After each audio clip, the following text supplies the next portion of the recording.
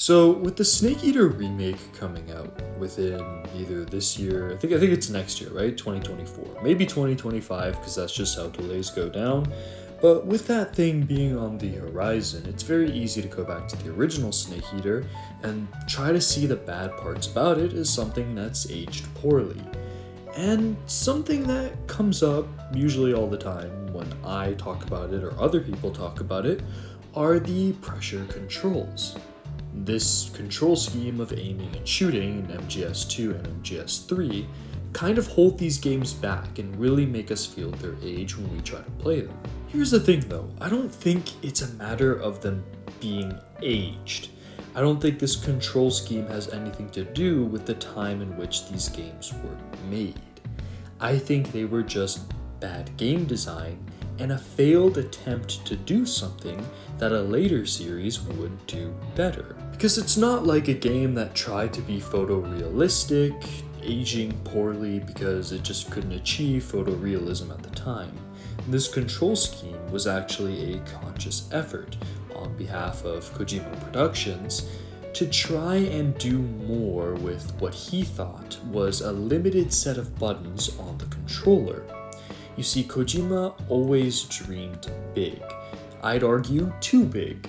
And he wanted to do all these different things, have all these different ways that the player could interact with the game, bringing us closer to the overall experience. However, he always felt that the controller just did not allow us, or allow him to allow us to be able to express ourselves in all the ways he would have wanted us to.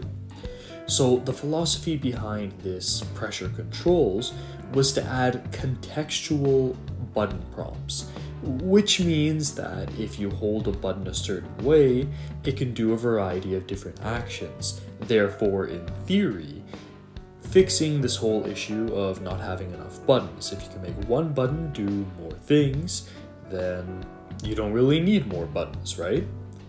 The thing is, as we just finished talking about, this makes the games, and I use heavy quotations, feel aged.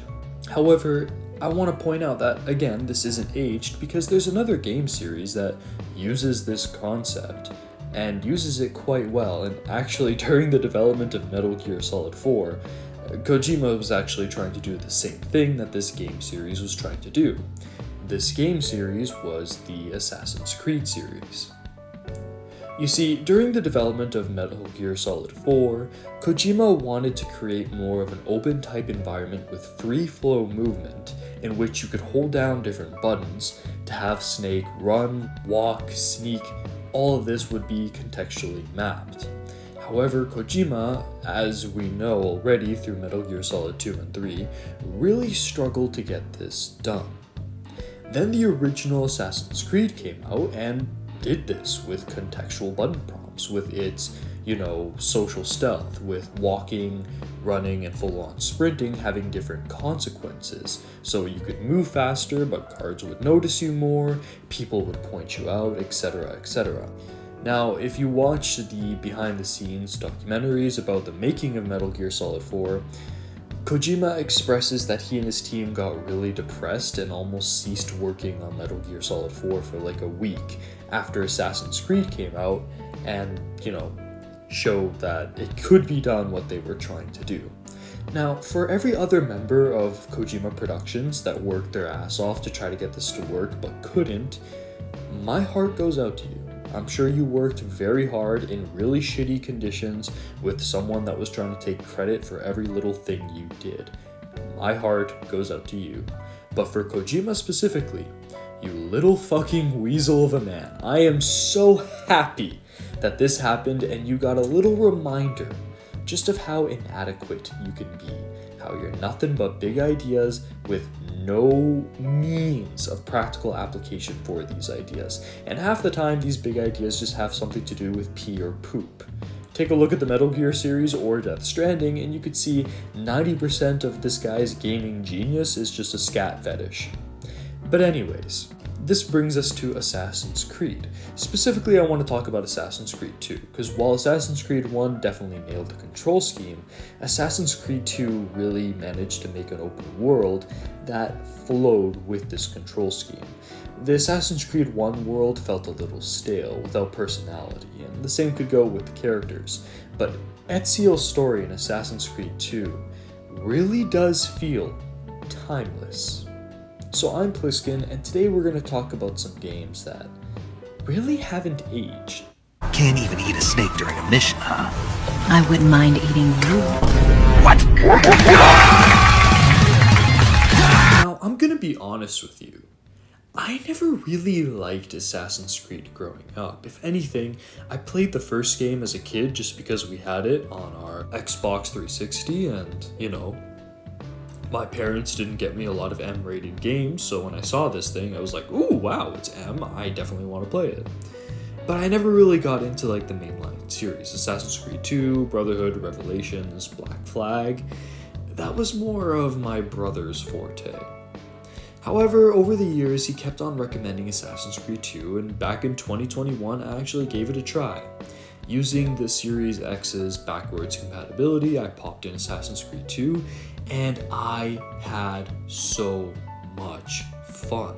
Not only is the narrative actually good, rather than feeling like the formulaic Studio Notes compilation of modern Assassin's Creed games, but the gameplay open world is amazing in the sense that it can do an open world without having to use the crutch of, oh, it's so big and there's so many random little things you can do, and look, it's just like Far Cry 3. One could argue that this was more so the progenitor to Far Cry 3, because you could see some similarities of what would lead to that, but because it isn't that, it feels unique, something that Ubisoft is still struggling with to this day. So what do you do in Assassin's Creed 2?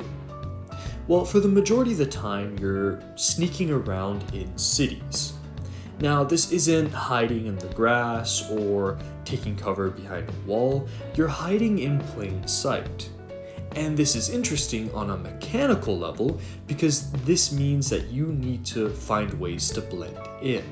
This means either running around on the rooftops, this means either using the crowds to blend in, using contextual things like benches or little, gazebos to hide in. Maybe you hire a bunch of hookers to distract some guards. Maybe you hire some mercenaries to fight guards while you go after the target. Everything you see, whether it be the environment or an NPC, has something to do with the stealth. These random fuckers carrying boxes, if I don't use the contextual gentle push button when I'm going by them, I might accidentally knock over this box. Everyone will stare at me, there will be a loud noise, and if I'm right about to stab the guy I'm here to kill, all of his guards will also look back at me at the noise.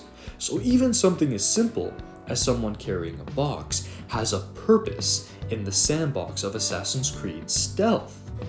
The weaponry you have at your disposal is also extremely single purpose in its design, with your hidden blades being your primary way of stealth killing, your sword being your combat weapon, your hand-to-hand combat being for more niche situations, like if you want to get one of those annoying singing beggars away from you, or if you just want to scare someone off, or if you want to grab an enemy weapon and do a really cool insta-kill, which is really hard to do, but if you manage to master this, then every combat encounter becomes pretty easy, rewarding your skill and patience. There's also some really cool niche things, like being able to throw money up into the air and causing a distraction where a whole bunch of people gather in one spot. This environment is just there for you to manipulate, and all of your weapons are tied into that manipulation, into the actual execution of your target, or to the situations where you mess up and are no longer in stealth. Assassin's Creed gameplay flow, or the combat loop, or the gameplay loop, follows that very basic kind of stealth game loop, where you'll use your eagle vision to scout out the area, you'll make your plan, you'll infiltrate, and then the execution phase comes in, which ties into the whole exfiltration. So we see this in a lot of Metal Gear games. The best example is Metal Gear Solid 5 as a contemporary with the int scope, then planning your route with it, then going in, doing your mission, and then finding a way out. And usually finding the way out is the most fun part because that's usually where things go wrong and you have to run away. In Assassin's Creed, you have to use the parkour. And on the note of parkour, you remember how Uncharted climbing to this day is still a plague on the game industry? Assassin's Creed 2 has climbing, but it's never boring, because it's never as easy as just pressing forward. You see, in Assassin's Creed 2, climbing is like walking or running forwards, except you're doing vertically. I need to be aware of the different surfaces. I need to find my route through them. I need to be very careful with the button prompts because if I press the wrong thing, I'll just jump off of the building and most likely kill myself. So the climbing here has thought, and during the running and parkour, knowing when to press buttons and when not to press buttons is so important. Because, if you mess up, you might accidentally jump back into the guards, you might fall and then the guards catch up to you. So there's thought in something as simple as climbing, which again is not something we see a lot in the gaming industry today. But as if Assassin's Creed 2 didn't have enough to flex on with modern stealth games or modern games in general, it also has a killer hub world. Now, I've been talking so much about games with good hub worlds. I mentioned Astral Chain as a good example of one where you can go in, you can fight with people, you can find little stories, you can unlock things, there's fun side characters, there's emotional weight to things that go on there, you can buy things. It's something that's exciting to go to. It's gameplay instead of somewhere where you take a break from the gameplay. I made an entire video recently talking about how I would want to fix Metal Gear Solid 5's hub world with Mother Base, but Assassin's Creed already does all the things I want to do. There's somewhere there to train, there's an entire city that you upgrade by buying art, refining buildings, and increasing the value. This has purpose because it gains you money that goes to gear or upgrading the city. There's, different rooms within the different house where you can collect art, where all your weapons are stored. There's like this little annoying collectible with feathers. However, it's grounded into the open world because Ezio's catatonic mother has a traumatic memory associated with these feathers. So grabbing these stupid little feathers is actually helping a character that you care about. If anything, it reminds me of the pause side quest in Metal Gear Solid 5, which I've been very vocal in stating has been the best part of that game. They left me broken. You have your sister in there that's managing the funds that come in. So if you want to check your logbook for what you've been spending money on or just see general statistics, it's contextualized with a specific character. The way to upgrade your city is with a character that's already there that you have to talk to. Again, it's everything I would have wanted out of Metal Gear Solid 5's hub world, and this game came out in 2009? 2010? I think 2009, but fact check me on that. And then of course you all know how much I love unlockables. Now in Assassin's Creed 2 you have a different level up system for your armor and a level up system for your weapons. It's single purpose in the sense that a category has a single purpose, but then it's also level up in the sense that you get better versions of that as you go along. So that's probably a better way to describe it. But the best armor that you can get is the Altair armor, which is the main protagonist from the first game. However, to get his armor, you need to find these different seals from these parkour puzzles hidden in the different cities. And these different seals can be taken into the basement of your mansion, and it can be used to unlock the Altair costume. This is cool because it's optional. It rewards you for doing the extra gameplay that, isn't necessarily tied to the main story. And it's a really cool cosmetic reward for you, and you know how much I love that stuff. But yeah, it's a hub world that has everything contextualized with a character or something immersive within the world rather than just an abstract menu.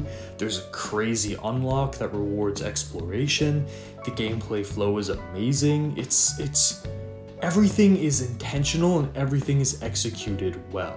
And while they might not have achieved this with the first Assassin's Creed game, it's okay because you have to be a genius to get things right the first time. Going back to Metal Gear Solid 4, It's easy to see how Assassin's Creed 2 has aged significantly better. Metal Gear Solid 4's controls feel extremely clunky, in an era where third-person shooters were starting to get a lot better with their flow and freedom of movement, or at least more decisive movement that put control into the player's hands. Metal Gear Solid 4 feels like an awkward middle ground between the pressure controls of Snake Eater and then when they finally got it in Ground Zeroes and 5. Metal Gear Solid 4 also still uses PS2 era level map design where everything is just kind of like boxed in into this linear area you need to travel through. All the edges are always like canyons and stuff like that. On that note, I know I said we'd move on from Assassin's Creed 2, but there's something really special about walking out of the cities or evading guards and just seeing this really sparse open area around it. Now, I know it's like really popular today to just kind of avoid open areas and just, make it as dense as possible, visually dense, but there's some kind of purity to the plain dull green as you walk out of these cities. It's like if I was walking through like the Windows XP hills. There's something really peaceful, there's something really Y2K, there's something really nostalgic about these hills. If anything, there's some kind of calm and serenity that I get that I do just like, looking at the water in Wii Golf, or looking at the beautiful hills, water, sand, snow mounds of Halo Combat Evolved.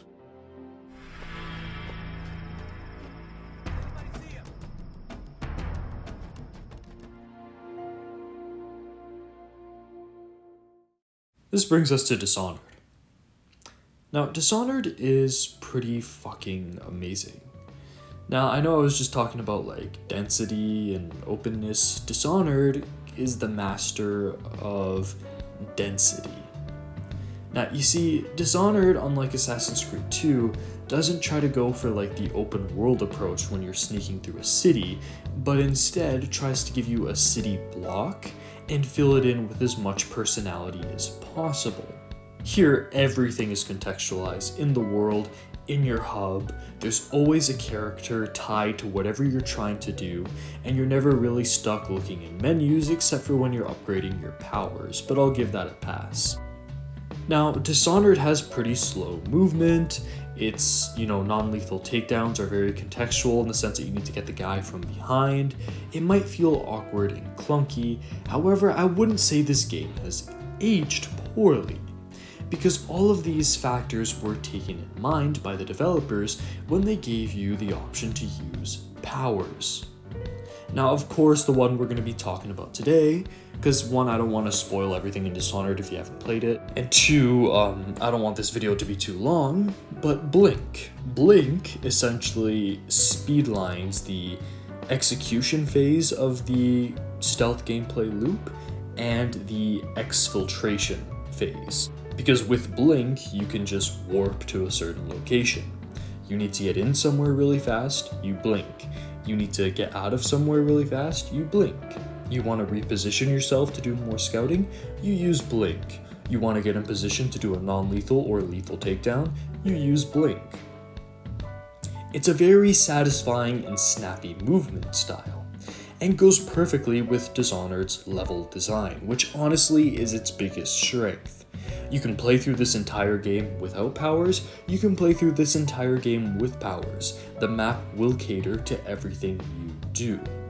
There's one basic principle of Dishonored, a core idea to its gameplay, that is actually really good, and the reason why the sequel is nowhere near as good in my eyes. You see, in Dishonored 1, the enemies can see you from really far away, like across the map. They can hear stuff from really far away. However, they can't see anything behind them, they have very poor peripheral vision, and they never look up. And you'll notice as you're going through the levels, there's always a high point where you could perch yourself up, scan your environment, and really plan. That's why when the enemies do see you and you get the very punishing combat and detection, it never feels unfair.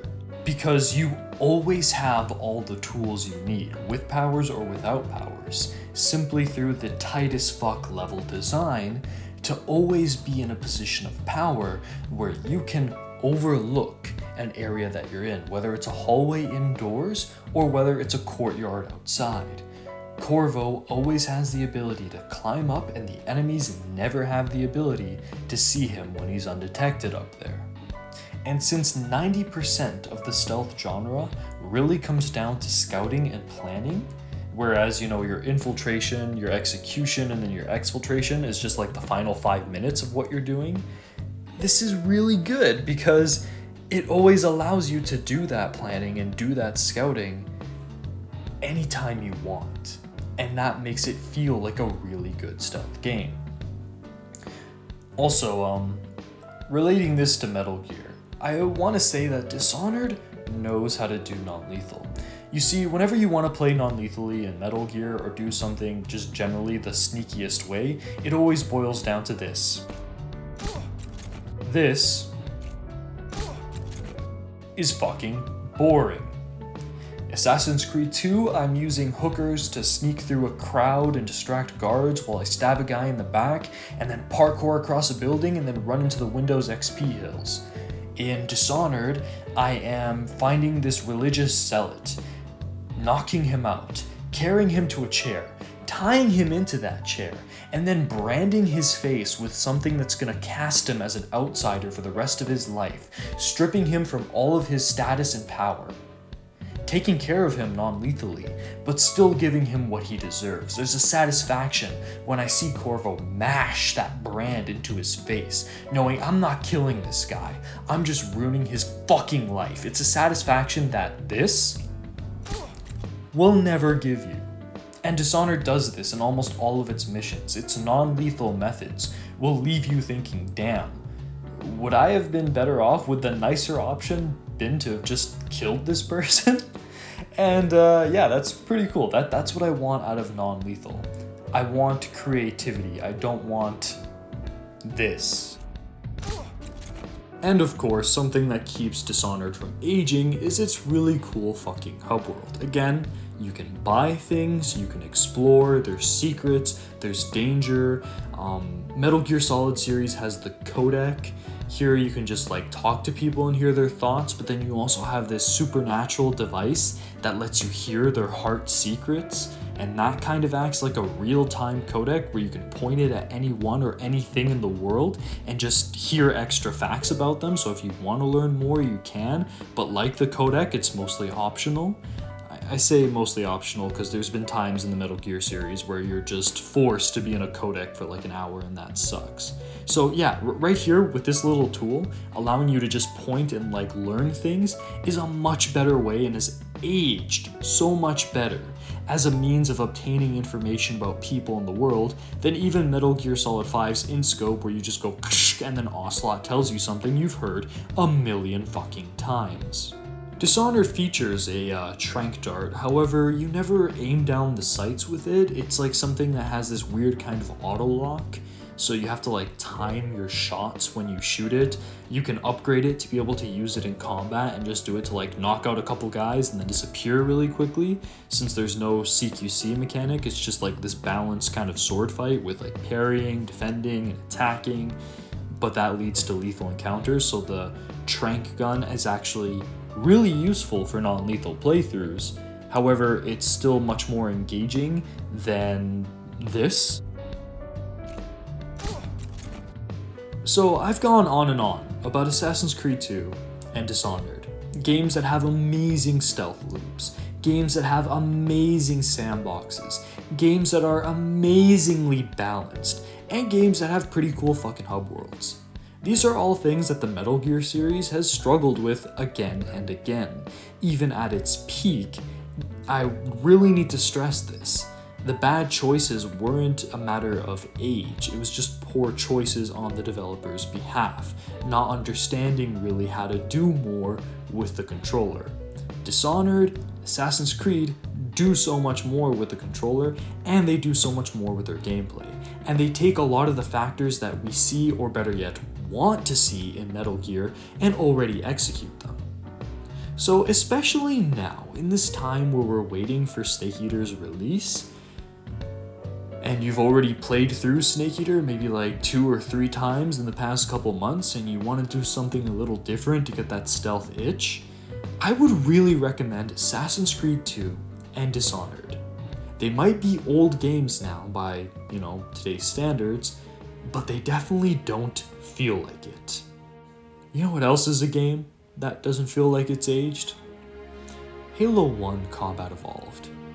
You see, Halo 1 Combat Evolved is great because it uses a single-purpose weapon design where every weapon has a purpose, every enemy has a purpose, and... This is Solid Snake. Hey, subscribe to Pliskin Boy. God damn it. You heard him.